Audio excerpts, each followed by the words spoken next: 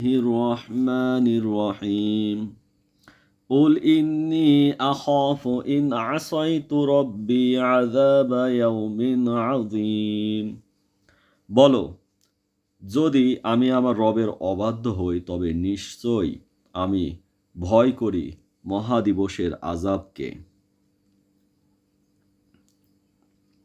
মান ইউসরাফ আনহু ইয়াওমাইযিন ফাকাদ রাহিমাহু ওয়াযালিকাল ফাওজুল মুবিন।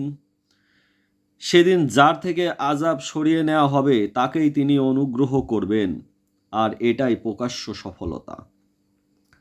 وَإِن يَمْسَسْكَ اللَّهُ بِضُرٍّ فَلَا كَاشِفَ لَهُ إِلَّا هُوَ وَإِن يَمْسَسْكَ بِخَيْرٍ فَهُوَ عَلَى كُلِّ شَيْءٍ قَدِيرٌ।